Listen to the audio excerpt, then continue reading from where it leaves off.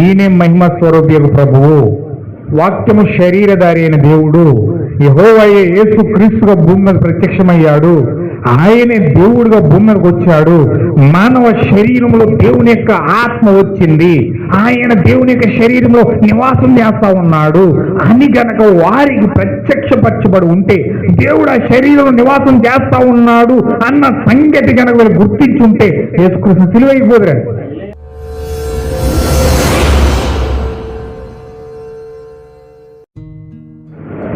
వార్త 7వ అధ్యాయము 36వ వచనం మనం చదువుకుందాం. పరిసెలలో ఒకడు తనతో కూడా భోజనము చేయవలనని ఆయన అడిగాడు. ఆయన పరిచయని ఇంటికి వెళ్ళి భోజన పంక్తిని కూర్చుండగా ఆ ఊరిలో ఉన్న పాపాత్మురాలైన ఒక స్త్రీ యేసు పరిచయని ఇంట భోజనమును కూర్చున్నాడని తెలుసుకొని ఒక బుడ్డిలో అత్తరు తీసుకుని వచ్చి వెనక పట్టు ఆయన పాదముల వద్ద నిలబడి ఏడ్చుచు కన్నీళ్లతో ఆయన పాదములను తడిపి తన వెంట్రుకలతో తుడిచి ఆయన పాదములను ముద్దు పెట్టుకొని ఆ అత్తరు వాటికి పూసింది. ఆయనను పిలిచిన పరిచయుడు అది చూసి ఆయన ప్రవృత్తి అనే ఎడల తనను ముట్టుకొనిన ఈ స్త్రీ యువతయో ఎటువంటిదో ఎరిగి ఉండును, ఇది పాపాత్మురాలు అని తనలో తాను అనుకుని. అందుకు యేసు, సీమోను, నీతో ఒక మాట చెప్పవాలని ఉన్నానని అతనితో అనగా అతడు బోధకుడా చెప్పుమని. అప్పుడు యేసు, అప్పు ఇచ్చి ఒకనికి 2 రుణస్థులుండిరి. వారిలో ఒకడు 500 దేనారములను మరి ఒకడు 50 దేనారములను అప్పు ఇచ్చిండిరి. ఆ అప్పు తీర్చుటకు వారి యొద్ద ఏమీ లేకపోయింది గనుక అతడు వారిద్దరిని క్షమించాను. కాబట్టి వీరిలో ఎవడు అతనిని ఎక్కువగా ప్రేమించను చెప్పుమని అడిగాను. అందుకు సీమోను, అతనెవరికి ఎక్కువ క్షమించెనో వాడే అని అతనికి తోచుచున్నదని చెప్పగా ఆయన, నువ్వు సరిగా యోచించుతు అని అతనితో చెప్పి ఆ స్త్రీ వైపు తిరిగి సీమోనుతో ఇట్లనింది, ఈ స్త్రీని చూచుచున్నావే, నేను నీ ఇంటిలోనికి రాగా నీవు నా పాదములకు నీలియలేదు గాని ఈమె తన కన్నీళ్లతో తన పాదములను తడిపి తన వెంట్రుకలతో తుడిచెను. నీవు నన్ను ముద్దు పెట్టుకొనలేదు గాని నేను లోపలికి వచ్చినప్పటి నుండి ఈమె నా పాదములను ముద్దు పెట్టుకున్నటకు మానలేదు. నీవు నూనెతో నా అంటలేదు గాని ఈమె నా పాదములకు అత్తరు పూచెను. ఆమె విస్తారముగా ప్రేమించెను గనుక ఆమె ఇక విస్తార పాపములు క్షమించబడినని నీతో చెప్పుచున్నాను. ఎవనికి కొంచెముగా క్షమించబడినో వాడు కొంచెముగా ప్రేమించునని చెప్పి నీ పాపములను క్షమించబడి ఉన్నవి అని ఆయనతో చెప్పింది. అప్పుడు ఆయన కూడా భోజన పంక్తిని కూర్చుండి వారు పాపములు క్షమించుచున్న ఇతడెవడని తమలో తాము అనుకొనసాగింది. అందుకు ఆయన, నీ విశ్వాసము నిన్ను రక్షించను, సమాధానము గలదానవై వెళ్ళుమని ఆ స్త్రీతో చెప్పాను. దేవుడి వాక్యము దీవించును గాక. చిన్న ప్రార్థన చేసుకుందాం. మహోన్నతుడా, సర్వశక్తిమంతుడా, సర్వాధికారి, సర్వోన్నతమైన స్థలం నివసించేవాడా, సజీవుడానికి స్తోత్రములు ప్రభువా. ఇదిగో తండ్రి, ఈ యొక్క ఉపవాస ప్రార్థనలో మేము ఇప్పటి వరకు పాటల ద్వారా నిన్ను ఆరాధించాము, స్తుతించాము, గణపరిచాము. ఇప్పుడు ఈ సమయంలో ప్రభు నీ వాక్యములు వెళ్తా ఉన్నాం ప్రభువా. ప్రార్థించక అభిషేకం నీ వాక్యం ద్వారా మా పైన కుమ్మరించండి.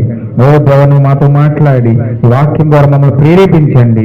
ఓ నీ వాక్యంతో మాతో మాట్లాడి మమ్మల్ని పురుగొల్పండి ప్రభు. నీకు అప్పగిస్తూ ప్రభువా, ఓ దేవ ప్రభు, ఈ వాక్యం ద్వారా మేము అభిషేకించబడిన ప్రార్థన, ప్రేరేపించబడిన ప్రార్థన మా జీవితాల్లో మేము చేయడము కాక ప్రభువా, ప్రతి బిడ్డను అభిషేకించండి. నీ వాక్యం విరవండి ప్రభువా. దేవని వాక్యం విరవబడినప్పుడు వెలుగు కలుగుతుందని చెప్పు. దేవని వాక్యం విరిచినప్పుడు దేవా, ఎంఐ మార్గంలో నీ శిష్యులు ఏ విధంగా నిన్ను చూశారో ఈ రోజు దేవా, నీ వాక్యం విరవబడుతున్నప్పుడు మేము నిన్ను చూసిదము గాక. దేవ ఎంఐ మార్గంలో వాక్యం విరవబడినప్పుడు వాళ్ళ హృదయాలు ఏ విధంగా మండాయో ఈ రోజు మా జీవితంలో కూడా, మా హృదయము కూడా వాక్యం విరవబడినప్పుడు, ఆ వాక్యం మేము చూసినప్పుడు మా హృదయములు కూడా మండును గాక ప్రభువా. బిడ్డలు మండించండి, నీకు అప్పగిస్తూ మహిమ ఘనత ప్రభావం పొందుకోమని ప్రభు అయిన యేసు క్రీస్తు నామములో ప్రార్థిస్తున్నాం తండ్రి. ఆమేన్. అందరూ కూర్చున్నాం. ప్రభు యేసు క్రీస్తు నామమున మహిమ కలుగును గాక. కూడి వచ్చిన సహోదరులందరికీ కూడా ప్రభువైన యేసుక్రీస్తు నామంలో ప్రతి ఒక్కరికి ఉదయకాల సమయంలో అందరికీ వందనాలు తెలియజేస్తా ఉన్నాను. అందరికీ వందనాలు. God bless you all. ఈ యొక్క ఉపవాస ప్రార్థన దేవుడు మనకి ఇచ్చి మీరందరూ కూడా పనులు మానుకొని చక్కగా ప్రార్థించడానికి ప్రేరేపించబడ్డారు కాబట్టి దేవుడు ఆ యొక్క తగిన ఫలితము దేవుడు మీకు ఇవ్వాలని నేను ప్రార్థిస్తూ ఉన్నాను. దేవుడు ఖచ్చితంగా గిన్నెడు తన్నీళ్ళు ఇస్తేనే దానికి రిపీట్ ఇచ్చేసే దేవుడు ఆయన. గిన్నెడు చన్నీళ్ళు ఇస్తేనే తిరిగిస్తాడు ఆయన. అలాంటిది మీరు పనులు మానుకుని వచ్చారంటే దానికి రెట్టింపు బహుమానం 3 రెట్లు ఎక్కువ ఆయన ఇస్తాడు. హల్లెలూయా. ఖచ్చితంగా దాన్ని ఆత్మీయంగా మీరు పొందుకోవాలి.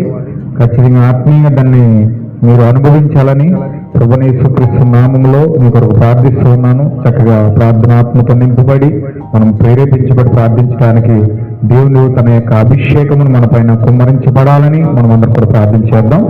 హల్లెలూయా. ఈ సమయంలో చిన్న వాక్య భాగమును మనం తెలుసుకొని కొన్ని విషయాలు నేర్చుకొని ప్రేరేపణ ద్వారా మన వాక్యంలోకి వెళ్దాం. ఈ రోజు నా వాక్య భాగం ఏమిటంటే ప్రవక్త బోధించిన మెసేజ్లో నుంచి ఒక మెసేజ్ నేను బోధిస్తూ ఉన్నాను. అదేమిటంటే నగరంలోనే అతి ఘోరమైన పాపి. హల్లెలూయా. నగరంలోనే అతి ఘోరమైన పాపి 7వ ముద్ర ద్వారా విమోచన పొందుకుంది. హల్లెలూయా. నిజముగా ఈ యొక్క కాలంలో దేవుడు గొప్ప అభిషేకమును తన వధువుపై కుమ్మరించాడు. గొప్ప అభిషేకమును గొప్ప యొక్క వర్తమానమును దేవుడు తన యొక్క వధువుకి ఇస్తా ఉన్నాడు. ఏమో ఈ కాలంలో దేవుడు తెరిచిన వాక్యమును బట్టి ఒక గ్రంథము వధువుకి ఇవ్వబడింది. మనం ప్రకటన గ్రంథం 10వ అధ్యాయంలో చూస్తే అక్కడ 3 వ్యక్తులు మనకు కనబడతారు. ఒకసారి మనం ప్రకటన గ్రంథం 10వ అధ్యాయం ఒకసారి చూద్దాం. ప్రకటన గ్రంథం 10వ అధ్యాయము మొదటి నుంచి కొన్ని వచనాలు మనం చదువుదాం. బలిష్టమైన వేరొక దూత పరలోకం నుంచి దిగివచ్చిన చూచి తిని ఉండెను, వర్షధనుచుండెను,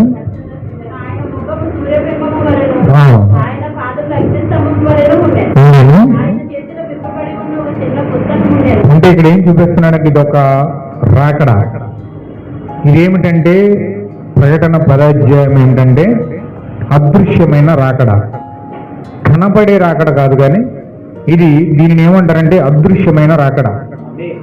ఎవరికి అదృశ్యమైన రాకడ జరుగుతుందంటే అది అదృశ్యమైన వధువుకి అదృశ్యుడైన దేవుడు అదృశ్యంగా ప్రత్యక్షమవుతా ఉన్నాడు. హల్లెలూయా.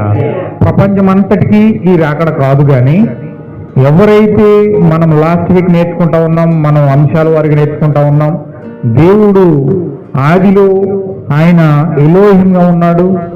దేవుడు ఎలోహింగా మారాడు. ఎలోహింగా మారాడు. ఇప్పుడు ఆయనలో కొన్ని లక్షల సమూహం ఉన్నది మనం నేర్చుకుంటా ఉన్నాం. ఆ సమూహమే దేవుని కుమారులు కుమార్తెలై ఉన్నారు. ఆ దేవుని కుమారులు కుమార్తెలు మొట్టమొదటిగా క్రీస్తులో దేవుడు జగత్పునాది వేయబడక ముందే వాళ్ళందరినీ కూడా ఏర్పాటు చేసుకున్నాడు. హల్లెలూయా. ఎఫెసీ పత్రికలో 4వ అధ్యాయము మనం చదువుకున్నాం. ఎఫెసీ పత్రిక 1వ అధ్యాయం 4వ వచనంలో మనం ఈ విషయాలు చదువుకున్నాం. జగత్పునాది వేయబడక ముందే దేవుని యొక్క మనసులో, దేవుని యొక్క ఆలోచనలో కొన్ని లక్షల గుణలక్షణాలు కలిగి ఉన్నాడు ఆయన. ఆ గుణలక్షణాల్లో ఒక గుణలక్షణం నీవైతే, ఒక గుణలక్షణం నేనైతే, ప్రపంచంలో దేవుడు ఏర్పాటు చేసుకున్న దేవుని పిల్లలందరూ కూడా ఆయనలో ఆలోచనలుగా, అంటే గుణలక్షణాలుగా, అట్రిబ్యూట్స్ గా ఆయనలో ఉన్నారు. హల్లెలూయా. ఇప్పుడు వీళ్ళందరినీ కూడా దేవుడు జగత్ పునాది వేయబడక ముందే, ఈ భూమి పునాదులు వేయబడక ముందే, భూమి సృష్టించబడక ముందే దేవుడు వీళ్ళందరినీ కూడా ఆయన ఆలోచనలో ఎన్నుకున్నాడు. హల్లెలూయా. మీకు తెలుసు, మీరు పుట్టక ముందే దేవుళ్ళు ఎక్కడున్నారు? మీరు పుట్టకముందు ఎక్కడున్నారు? ఏమండి? ఆయనలో ఎలా ఉన్నారు? ఆలోచనగా ఉన్నారు. ఇప్పుడు చూడండి, నా కుమారుడు నేను పుట్టకముందు నాలోనే ఉన్నాడు. నేను పుట్టకముందు నేను నా తండ్రిలో ఉన్నాను. నా తండ్రి పుట్టకముందు ఆయన వాళ్ళ తాతలో ఉన్నాడు. హల్లెలూయా. అలాగే వాళ్ళ తాత ముత్తాతల్లో నుంచి మనం అందరం ఎక్కడ ఉన్నామంటే ఆదాములో ఉన్నాం. హల్లెలూయా. అంటే ఎప్పుడైతే నా తండ్రిలో నుంచి నేను బయటకు వచ్చానో, నాలో ఉన్న నా కొడుకు నాలో నుంచి బయటకు వస్తా ఉన్నాడు, వాడిలో కూడా ఒక కుమారుడు ఉన్నాడు, వాడికి పెళ్ళి అయిన తర్వాత వాడు కూడా బయటకు వస్తాడు. హల్లెలూయా. అంటే కాలాల వారీగా వాళ్ళ సమయానుకూలంగా వాళ్ళు వస్తున్నారు. అయితే వాళ్ళందరూ ఎక్కడ ఉన్నారంటే మనమందరము ఆదాంలో ఉన్నాం. ఆదాం ఎక్కడ ఉన్నాడంటే క్రీస్తులో ఉన్నాడు. హల్లెలూయా. అంటే ఆదాముతో సహా మొత్తం అందరం విత్తనంలో ఉన్నట్టుగా ఒక మావు టెంకే పోతాం. ఆ మావు టెంకలో అనేకమైన మావు టెంకలు ఉంటాయి. అవి ఒక్క టెంక పాతినప్పుడు అనేకమైన మావు టెంకలు వస్తాయి. ఇవన్నీ ఎక్కడున్నాయి? ఈ టెంకలన్నీ ఎక్కడున్నాయి? ఆ టెంకలోనే ఉన్నాయి. ఒక ఒడ్లి గింజ పాతితే అనేకమైన ఒడ్లి గింజలు వస్తాయి. అంటే ఈ ఒడ్లి గింజలన్నీ ఎక్కడున్నాయి? ఆ యొక్క ఒక్క ఒడ్లి గింజలోనే ఉన్నాయి. హల్లెలూయా.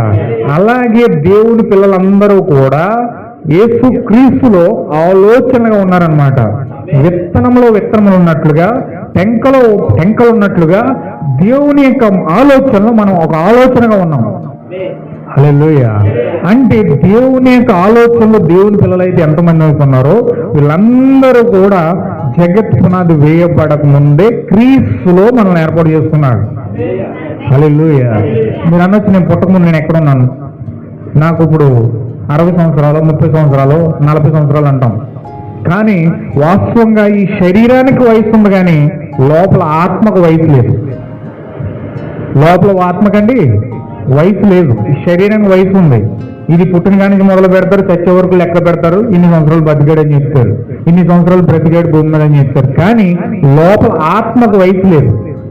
అది నిత్యత్వం నుంచి వచ్చింది, తిరిగి నిత్యత్వంలోకి వెళ్ళిపోతుంది. దేవునితో ఎంతకాలం అయితే ఉండాలో అంతకాలము ఆ యొక్క ఆత్మ ఉంటుంది. ఇది దేవుని యొక్క ఆలోచనగా ఈ యొక్క ఆత్మ అనేది ఉన్నది. హల్లెలూయా. అయితే ఖచ్చితంగా ఈ యొక్క దేవుని యొక్క పిల్లలందరూ భూమికి పునాదులు వేయబడక ముందే ఎక్కడున్నారంటే క్రీస్తులో ఏర్పాటు చేసుకున్నాడు. అంటే నీవు నేను పుట్టకముందు ఎక్కడున్నామండి? క్రీస్తులో ఉన్నాం. మీరు చక్కగా ఆన్సర్ చెప్పాలి, మీకు అర్థమవుతుంది కాబట్టి చక్కగా మీరు ఆన్సర్ చెప్తే నేను ముందుకెళ్ళిపోతాను. ఇప్పుడు మనమందరం ఎక్కడ ఉన్నామండి? పుట్టకముందు క్రీస్తులో ఉన్నాం. ఎలా ఉన్నాం? అది కూడా చూపిస్తాను చూడండి ఒకసారి. మీకు లేఖనం చూపించితే మీకు బాగా అర్థమవుతుంది. ఎఫెసీ పత్రిక అదే అలాగే చదవ అలా ఉంచండి. మళ్ళీ అందులోకి వచ్చేద్దాం మనం. ఎఫెసీ పత్రిక 1వ అధ్యాయము 4వ వచనం చూద్దాం. మొదటి నుంచి చదివితే మీకు అర్థమవుతుంది. ఎఫెసీ పత్రిక జాగ్రత్తగా అందరూ చూసి చదవండి.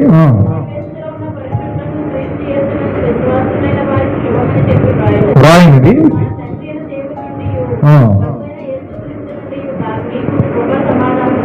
కలుగును గాక.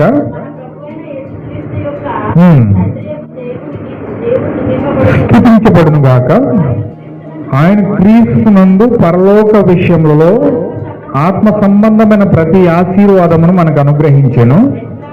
ఎందుకంటే ఆయన ఎందుకు ప్రతి ఆశీర్వాదం పరలోక సంబంధించిన ఆశీర్వాదం అంతయు కూడా మనకి ఎందుకు అనుగ్రహిస్తున్నాడంటే, ఎందుకు ఇస్తున్నాడంటే ఎట్లనగా తన ప్రియుని యందు తాను ఉచితముగా మనకు అనుగ్రహించిన తన కృపా మహిమకు కీర్తి కలిగినట్లు తన చిత్త ప్రకారమైన దయా సంకల్పము చొప్పున యేసు క్రీస్తు ద్వారా తనకు కుమారులుగా స్వీకరించుటకై మనలను ముందుగా తన కోసం నిర్ణయించుకొని మనము తన ఎదుట పరిశుద్ధములను నిర్దోషములనై ఉండవాలనని. ఎప్పుడండి? జగత్ అంటే ఏంటి? భూమి అండి. జగతి అంటే జగమంత అంటారు చూసారా? జగతి అంటే ఏంటంటే భూమి అని అన్నాం. అంటే ఈ భూమికి పునాదులు వేయబడక ముందే, అంటే దేవుడు ఈ భూమికి ఒక పునాదులు వేశాడు. మీకు తెలుసా? ఆకాశంలో ఒక తాళ్ళు చేత ఈ భూమి వేలాడుతుంది. అసలు ఎవరికైనా సాధ్యమండి? తాళ్ళు కట్టి భూమిని వేలాడదీశాడు దేవుడు. ఒక బాల్ని కట్టి ఒక ఫ్యాన్కి ఇలా కట్టి ఆ స్తంభాన్ని కట్టామనుకున్న బాల్ వేలాడుతుంది చూసారా? అలా శూన్యంలో ఈ బాల్ వేలాడుతుంది అనమాట. అంటే ఈ బాల్ని తాడేసి కట్టాడు దేవుడు. ఎలాంటి తాడేసి కట్టాడంటే మనకి యోగ గ్రంథంలో చెప్పాడు అనమాట. అది అంటే ఈ యొక్క గ్రహాలను దేవుడు ఆకాశంలో తాళ్ళు వేసి కట్టాడు. అంటే ఒక తాడు మీద భూమి ఎలాడుతుంది. అంటే ఈ భూమిని మోస్తున్నట్టు తాడు ఎంత బలంగా ఉంటుంది? ఆ తాడు ఎంత బలంగా ఉంటుందండి? అసలు ఏ తాడు వేసి కట్టాడు? అంత బలంగా ఉండడానికి అంత బలమైన తాడు ఏంటి? కొన్ని వందల కోట్ల సంవత్సరాలు ఈ భూమిని అలా తాడు మీద ఎలాడుతుందంటే చూడండి, ఒక తాడుకు గడి కట్టామనుకోండి, ఒక తాడు కొన్నాళ్ళు అయినప్పుడు చివుకుపోతుంది, అది పాడైపోతుంది, వర్షానికి తడిచో లేకపోతే ఎండో ఆ చివుకుపోతూ ఉంటుంది. కానీ ఇన్ని కోట్ల సంవత్సరాలు అయినా సరే తాడు ఇంకా పాడవలేదు. అది తాళ్ళ మీద ఎలాడుతుంది ఈ భూమి. ఈ భూమి తాళ్ళ మీద ఎలాడుతూ ఇప్పుడు ఈ భూమికి పునాదులు వేసాడు దేవుడు. కిందకు భూములు ఇల్లు వేసినప్పుడు ఎలాగైతే పునాదులు వేసి కడతామో అలాగే 4 మూల 4 పిల్లర్స్ వేసి ఈ భూమిని దేవుడు పునాదుల పైన కట్టాడు. ఈ భూమికి పునాదులు ఉన్నాయి, 4 పిల్లర్స్ ఉన్నాయి. ఈ 4 పిల్లర్స్ పైన ఈ యొక్క భూమి కట్టబడింది. ఇది తాడు మీద ఏలాడుతుంది. ఇప్పుడు ఈ తాళ్ళు శూన్యంలో ఈ భూమి ఏలాడుతుంది. ఈ శూన్యంలో తాళ్ళ ద్వారా ఈ యొక్క భూమి ఏలాడుతుంది. అయితే ఈ యొక్క భూమికి పునాదులు వేయబడక ముందే, అసలు ఈ భూగ్రహాన్ని సృష్టించక ముందే దేవుడు ఏం చేశాడంటే యేసుక్రీస్తు ద్వారా తన కుమారులను స్వీకరించడానికి ముందుగా తన కోసం నిర్ణయించుకొని మనల్ని ఏం చేశాడంటే జగత్తుకు పునాది వేయబడక ముందే ప్రేమ చేత ఆయన క్రీస్తులో మనల్ని ఏర్పాటు చేసుకున్నాడట. హల్లెలూయా. ఎక్కడ ఏర్పాటు చేసుకున్నాడండి? క్రీస్తులో మనల్ని ఏర్పాటు చేసుకున్నాడు. ఏ విధంగా క్రీస్తులో ఏర్పాటు చేసుకున్నాడంటే, ఏ విధంగా క్రీస్తులో మనం ఉన్నామంటే ఆలోచనలుగా ఉన్నాం. హల్లెలూయా. ఒక మనిషి ఏదన్నా ముందు చెయ్యాలనుకుంటే ముందు మనసులో ఆలోచిస్తాడు, ఇది ఎలా చేస్తే బాగుంటుంది, ఇది ఎలా ప్రణాళిక వేస్తే బాగుంటుంది, ఇది ఎలా ముందుకెళ్తే బాగుంటుంది, ఇది ఎలా ఈ పని ఆరంభిస్తే బాగుంటుంది అని చెప్పి ముందు ఒక ప్లాన్ లోపల ఆలోచించి ఆ ప్లాన్ ప్రకారంగా అప్పుడు పని స్టార్ట్ చేస్తాడు. హల్లెలూయా. అలాగే దేవుడి భూమిని ప్రపంచాన్ని సృష్టించక ముందు ఆయనలో ప్లాన్ ఉంది, ఒక ప్రణాళిక ఉంది. ఈ భూమి మీద మనుషులను ఎలా చేయాలి, ఈ భూగ్రహాన్ని ఎలా చేయాలి, చంద్రగ్రహ మండలాన్ని ఎలా చేయాలి, సూర్య మండలాన్ని ఎలా చేయాలి, నక్షత్ర మండలాన్ని ఎలా చేయాలి, ఈ చెట్లు ఎలా చేయాలి, జంతువులను ఎలా చేయాలి, ఇవన్నీ కూడా దేవుడు ఇవన్నీ సృష్టించక ముందే దేవుడు మనసులో ఒక ప్లాన్ కలిగి ఉన్నాడు. హల్లెలూయా. ఆ ప్లాన్ ని మనం ఏమంటున్నామంటే ప్రణాళిక, విమోచన ప్రణాళిక అంటున్నాం. విమోచన ప్రణాళిక ఏంటంటే సృష్టించక మునిపే దేవుడు ఈ యొక్క భూమిని సృష్టినంత చేయడానికి ఏ విధంగా చేయాలో దాన్ని ఒక ప్రణాళిక కలిగి ఉన్నాడు అనమాట. హల్లెలూయా. ప్రణాళిక లేనోడు ఏం చేయలేడు. ఇప్పుడు చూడండి, నరసాపురం వెళ్ళాలనుకుంటున్నారు ఎవరు. నరసాపురం వెళ్ళాలనుకున్నప్పుడు ఏం చేస్తారు, ఒక ప్లాన్ ఉంటుంది. సీతారాంపాలలో పలానా పని ఉంది, రుస్తుంబాదలో పలానా పని ఉంది, ఇవన్నీ కూడా ముందు స్కెచ్ చేసుకుంటాడు. లేకపోతే ఇలా మొగల్తూరు వెళ్ళి నరసాపురం వెళ్ళాలా, లేకపోతే ఇలాగా ఎవరిది ఎల్బిచర్లు వెళ్ళి అలాగ నరసాపురం వెళ్ళాలా, ఇవన్నీ ఆలోచించి ఒక ఎల్బిచర్లో పని ఉందనుకోండి, ఇక్కడ బయలుదేరినప్పుడు ఫస్ట్ ఎల్బిచర్లు వెళ్ళి ఎల్బిచర్ నుంచి అలా నరసాపురం వెళ్తాడు. లేకపోతే మొగల్తూరులో పని ఉందనుకోండి, ఫస్ట్ ఇలా మొగల్తూరు వెళ్ళి అలా నరసాపురం వెళ్తాడు. అంటే ఇతనికి ఒక ప్రణాళిక ఉంటుంది.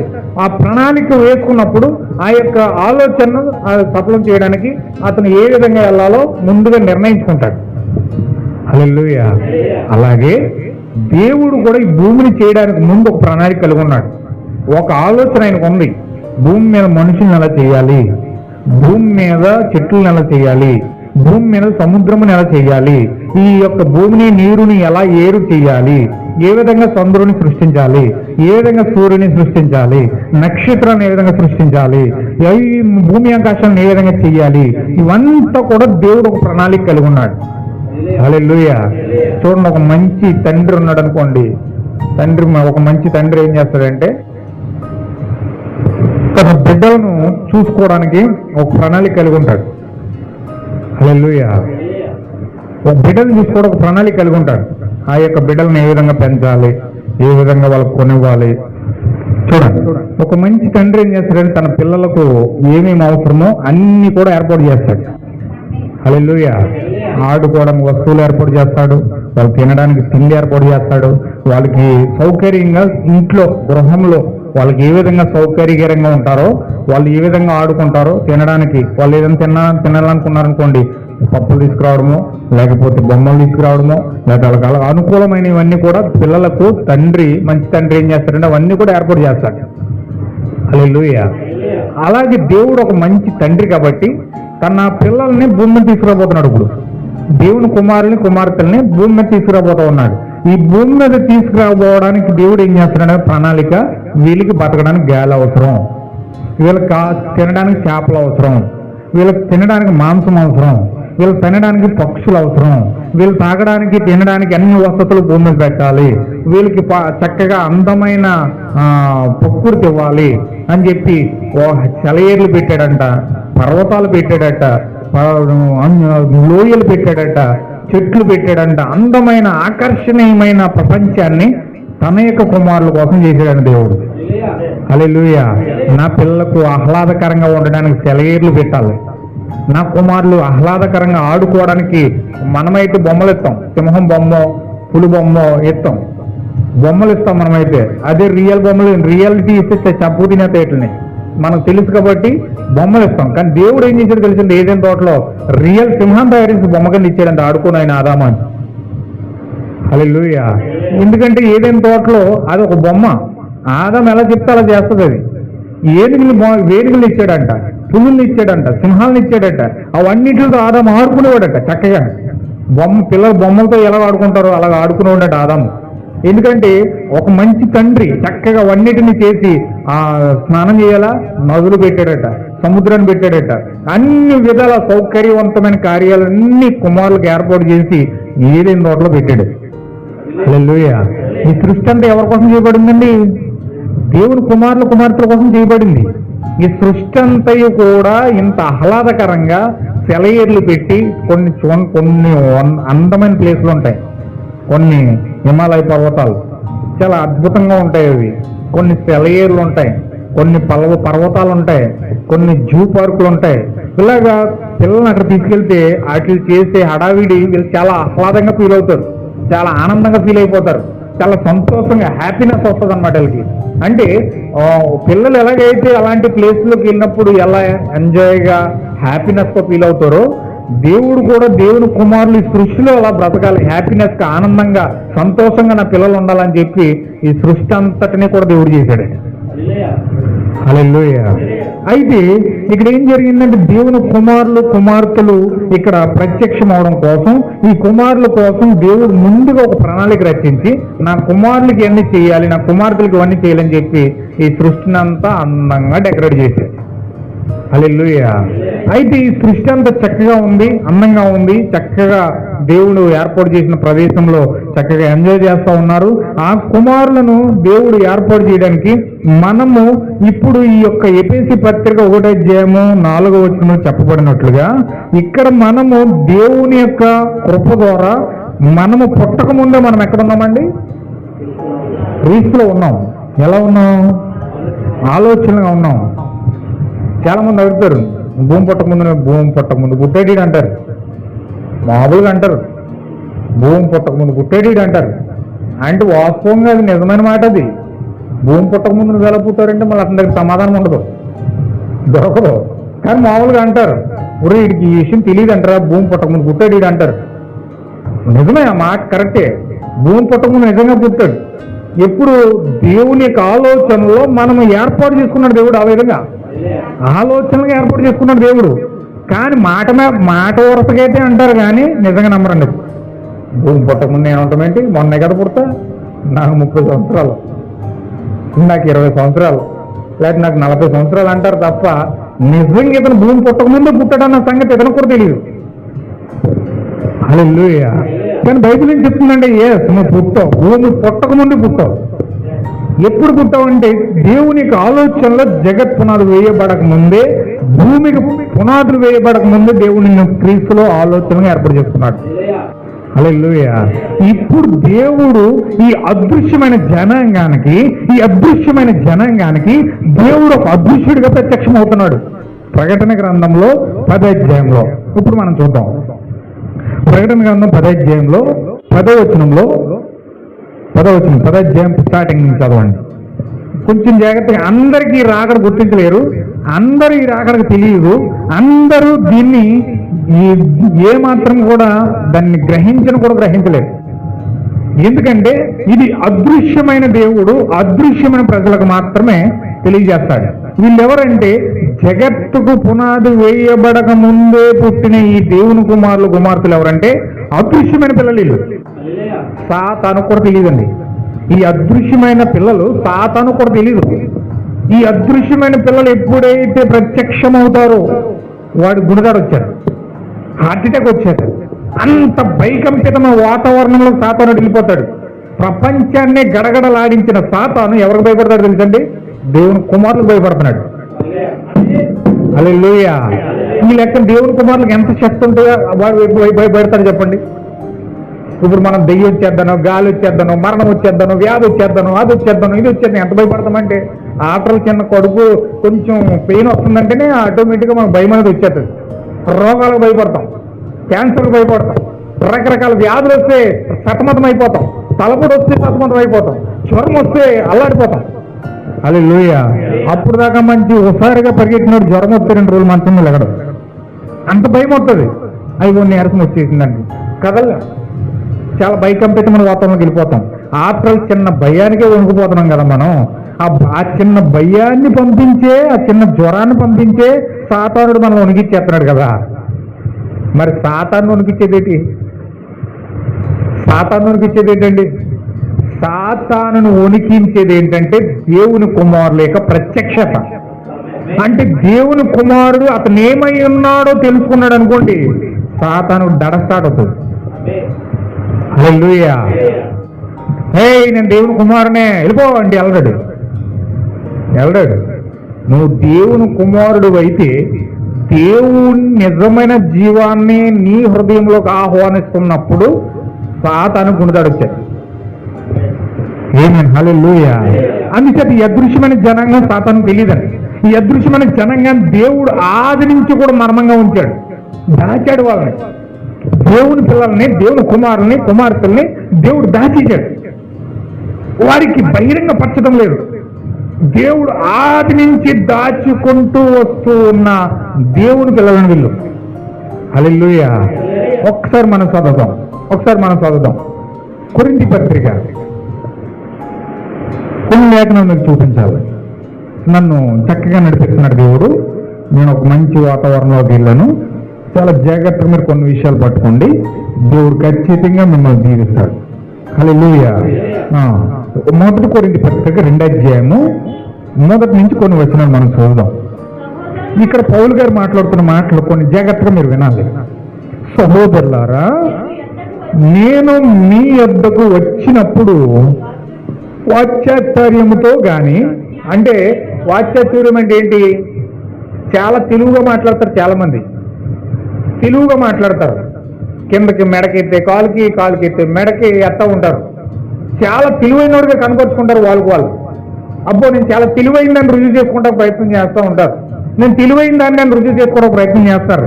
అంటే ఏదో తెలివితేటలు ప్రదర్శించడానికి వాళ్ళు ప్రయత్నం చేస్తారు. నేను పెద్ద తెలివైన దాన్ని నా ద్వారా లీడ్ చేస్తే ఏ ప్రాబ్లం రాదు అన్నట్టుగా కొంతమంది వాచ్యాచార్యం వాడతారు, తెలుగుగా మాట్లాడతారనమాట.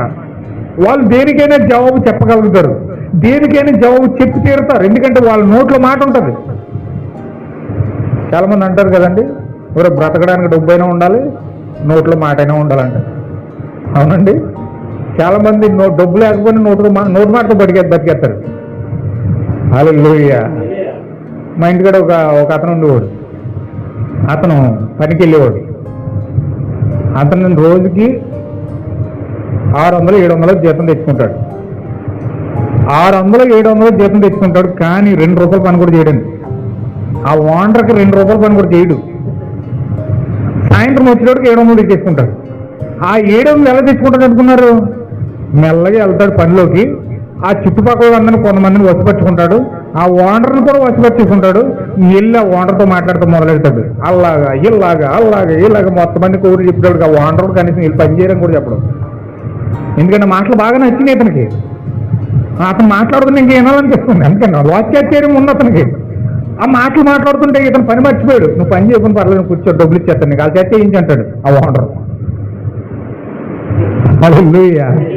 దేవుని నాకు మహిమ కలుగును గాక. అంటే అతను మాట, కొంతమంది చాలా మంది మాట ద్వారా బతికేస్తారు. చాలా తెలుగుగా మాట్లాడి మాటను కప్పిపుచ్చుకొని వారు తెలివితేటలతో బతుకుతున్నాను అనుకుంటారు. వాచ్యాచార్యం అంటారు అనమాట. ఇప్పుడు పౌలు గారు నేనేదో పెద్ద వాచ్యాచార్యం కలిగిన వాడుగా మీ ఎద్దకు రావట్లేదు. నేను జ్ఞానంతో కూడా రావట్లేదు. చాలా మంది జ్ఞానంతో మాట్లాడతారు కదా, జ్ఞానం వల్లిస్తారు, చాలా తెలుగుగా మాట్లాడతారు. ఆ గ్రంథాల కోసం, ఈ గ్రంథాల కోసం, అవి కోసం, వీటి కోసం అన్ని తెలుగు తేటలన్నీ చాలా జ్ఞానవంతుడిగా కనబడతాడు వ్యక్తి. జ్ఞానం వల్లిస్తాడు, కానీ జ్ఞానంతో కానీ వాక్చాతుర్యంతో కానీ దేవుని మర్మమును మీకు ప్రకటించి వచ్చిన వాడను కాను. అంటే నేను జ్ఞానంతో చెప్పట్లేదు ఈ మాటలు, తెలివితేటలతో చెప్పట్లేదు ఈ మాటలు, వాక్చాతుర్యంతో నేను మాటలు చెప్పట్లేదు మీకు. నేను ఏ విధంగా దేవుని యొక్క మర్మాన్ని మీకు ప్రకటిస్తున్నానంటే, దేవుని యొక్క మర్మాన్ని మీ వద్దకు నేను ఏ విధంగా తీసుకొస్తున్నానంటే, నేను క్రీస్తు యేసును తప్ప మరి దేనిని మీ మధ్య వెరుగుకుందునని నిశ్చయించుకుంటుని. హల్లెలూయా. అంటే జ్ఞానమో, వాక్చాతుర్యమో, మాటకారితనమో, లేకపోతే తెలివితేటలతోనో నేను మీ వద్దకు నేను వాక్యాన్ని తీసుకురావట్లేదు. కానీ నేను ఏ విధంగా తీసుకొస్తున్నానంటే, నాలో నుండి క్రీస్తును మీ వద్దకు మోసుకొస్తున్నాను. ఏమా క్రీస్తుని మీ వద్దకు మోసుకొస్తున్నాను. ఇప్పుడు మాట్లాడేది ఎవరు? నేను మాట్లాడట్లా. నేను తెలివితేటలతో మీకు జ్ఞానాన్ని వల్లించడం లేదు. నాలో ఉన్న క్రీస్తే మీతో మాట్లాడుతున్నాడు. హల్లెలూయా. ఎంత అద్భుతమైన మాట అండి ఇది. మరియు బలహీనతతోను, భయముతోను, ఎంతో వణుకుతోను, అబ్బా నాకు ఇన్ని మర్మాలు తెలుసు కదా, నాకెంత వాక్యం తెలుసు కదా, విర్రవీగుడుతనంతో కాళ్ళ ఎగరేసుకుంటూ వచ్చి వాక్యాన్ని చెప్పట్లేదండి ఆయన. దేవుని పిల్లలకు భయముతోనూ, వణుకుతోనూ, బలహీనతతోనూ నేను వాక్యాన్ని బోధిస్తున్నాను అంటున్నాడు. హల్లెలూయా. అంటే ఇది మాట్లాడేది క్రీస్తు. పరిశుద్ధాత్మ ఇక్కడ నిలబడి మాట్లాడుతుంది. దేవుడి కుమారుల ప్రత్యక్షతను దేవుడు పిల్లలకి ఇస్తా ఉన్నాడు. ఆ కుమారులు వెలుగులోకి వస్తే సాతానే వణుకుపోతా ఉన్నాడు. అలాంటి భయంకరమైన వాక్యము మీ వద్దకు నేను ఏ విధంగా తీసుకొస్తున్నానంటే, కేవలం క్రీస్తును మాత్రమే మోసుకొస్తున్నాను. భయముతో వస్తున్నాను ఇక్కడికి, వణుకుతో వస్తున్నాను ఇక్కడికి, బలహీనతతో వస్తున్నాను ఇక్కడికి. హల్లెలూయా. ఎందుకంత భయం అంటే, దేవుడంటే భయం, దేవుడంటే వణుకు, దేవుడంటే బలహీనత. ఆ శక్తి లోనికి వచ్చాడు, బలహీనుడు అయిపోతున్నాడు ఇతను. ఆ శక్తి లోనికి వచ్చినప్పుడు ఇతను ఒక బలహీనుడు. నాకేమి తెలియదు ప్రభువా, నీవే నీ పిల్లలతో మాట్లాడుకో అంటున్నాడు. భయపడుతున్నాడు. దేవుని యందు భయము, భక్తి, గౌరవము, ఆ యొక్క విధేయత దేవుని పట్ల చూపించడం ద్వారా ఆయన లోపల ఉన్న క్రీస్తు ప్రజలతో మాట్లాడుతూ ఉన్నాడు. హల్లెలూయా. ఎంత అద్భుతంగా చెప్తున్నాడు చూడండి పౌలు గారు. ఈ విశ్వాసము మనుషుల జ్ఞానమును ఆధారం చేసుకొనక దేవుడి శక్తిని ఆధారం చేసుకుని ఉండవలనని సువార్త ప్రకటించినను జ్ఞానయుక్తమైన తీయని మాటలను వినియోగించగా, చాలా మంది మాట్లాడతారు కదండి. ఇప్పుడు ఇది మాట్లాడుతున్న తీయని పాఠంలో ఉంటారా అంటారు, చూసారా? చాలా అద్భుతంగా మాటలు మాట్లాడతారు, ఎందుకు అది హృదయంలో ఉండదు. తేని మాటలు. సామెతల గ్రంథం ఉంటుంది, సామెతల గ్రంథం మాట ఉంటుంది, వేశ్య పెదవుల గుండా తేనె కారుతుందట. వేశ్య పెదవుల గుండా అంటే ఆమె పెదవులు ఎలా ఉంటాయంటే తేనె వలె మాట్లాడుతుందంట. అంటే ఎదుటి వ్యక్తిని ఏ విధంగా కవ్వించాలో, ఏ విధంగా బొక్కలో వేసుకోవాలో, ఏ విధంగా ఎదుటి వ్యక్తిని మొత్తించాలో, ఈ విధంగా ఒక తేనె పూసినట్లుగా మాటలు మాట్లాడితే ఆ తేనె తీయదానానికి అవతల పడిపోతాడు ఎటు వెళ్ళడం. హల్లెలూయా. చాలా మంది అలా తేనె పాకం మాట్లాడినట్టు మాట్లాడతారంట. ఎంత తీయగా మాట్లాడతారంటే, ఎంత అద్భుతంగా మాట్లాడతారంటే, చాలా బాగుంటాయి ఆ మాటలు, చాలా అద్భుతంగా ఉంటాయి ఆ మాటలు. కానీ ఇక్కడ ఆయన అలా మాట్లాడతలేదు. తేనె వలె మధురంగా ఉన్నట్లుగా నేను మాట్లాడటం లేదు అంటే ఆయన మాటలు ఎలా ఉన్నాయి? హృదయంలో మంట వచ్చేసి ఇలా ఉన్నాయి. హృదయంలో ఏమొస్తుందండి? మంట. ఎందుకు ఆ మంట వస్తుందంటే మీలో విశ్వాసాన్ని పైకి లేపాలని మాట్లాడుతున్నాను అంటాడు. హల్లెలూయా. జ్ఞానయుక్తమైన మాటల్ని మాట్లాడడానికి, తీయని మాటలతో వినియోగించడానికి నేను ప్రయత్నించట్లేదు కానీ పరిశుద్ధాత్మయు దేవుని శక్తియు కనుపరుచుచు దృష్టాంతములని వినియోగించుచు తిని గనుక పరిపూర్ణులైన వారి మధ్య జ్ఞానమును బోధిస్తున్నాను. హల్లెలూయా. ఎంత బాగా మాట్లాడుతున్నాడు పౌలు గారు చూడండి. ఆయన మాట్లాడే మాటల్లో, ఆ భాషలో, ఆ యొక్క ప్రాసలో ఎంత అద్భుతమైన అర్థము వస్తూ ఉందంటే నిజంగా అతను ఆ దైవత్వంతో కూడిన వాక్యాన్ని, పరిశుద్ధాత్మతో కూడిన శక్తిని దేవుని ప్రజల మధ్యలో ప్రదర్శించడానికి ఇష్టపడుతున్నాడు. హల్లెలూయా. ఏదో తెలివితేటలతో కూడిన వాక్యాన్నో, లేకపోతే అక్కడో ఎక్కడో ఎవరి దగ్గర నేర్చుకొచ్చిన వాక్యాన్నో, లేకపోతే టీవీల్లోనో అట్లలోనూ యూట్యూబ్లో నేర్చుకున్న వాక్యాన్నో ప్రజల ముందుకు తీసుకురావడం పౌలు గారు ఇష్టపట్ల. అలా మాట్లాడక ఇష్టపడట్లేదండి.